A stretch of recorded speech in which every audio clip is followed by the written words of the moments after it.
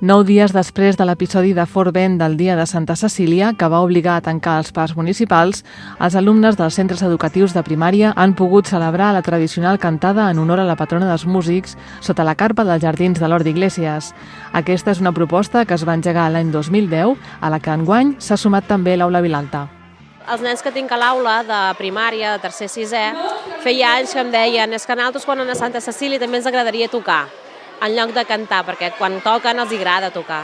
Poden treure la música més enllà de les 4 parets de l'aula o de casa seva i compartir una estona amb els seus amics, perquè també els fa gràcia tocar amb els altres que no toquen mai, que són de l'escola municipal, i així es troben i toquen junts.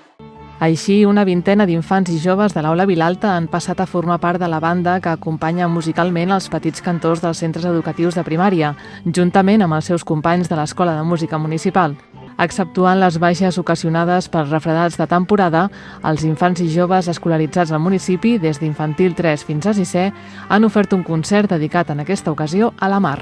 La comunitat dels petits, els nens i nenes d'infantil 3, 4 i 5 de l'Escola Belferrater i del Col·legi Sant Rafel han interpretat davant dels seus companys i familiars el tema M'agrada el mar, amb l'acompanyament dels instruments de corda.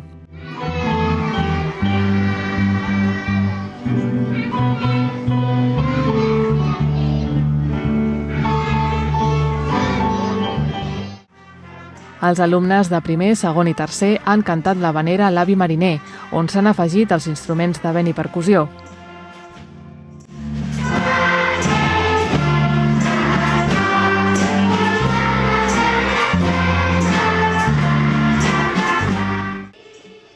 Els alumnes de quart, cinquè i sisè han escollit un tema en anglès, la tonada tradicional escocesa My Bonnie Lies Over the Ocean.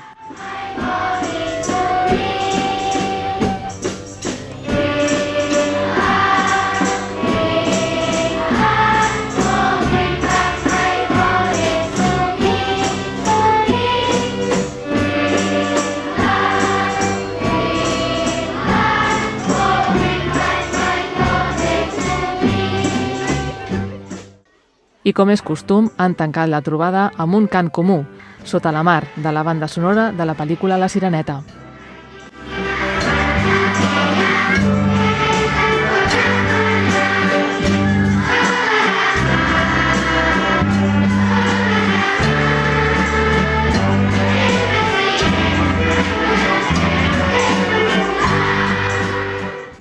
En acabar el concert, tots els alumnes han tornat als seus respectius centres educatius, ja que el tradicional esmorzar de Santa Cecília de coca i xocolata va ser l'única part de l'acte que es va poder celebrar el passat 22 de novembre, dia de la patrona dels músics.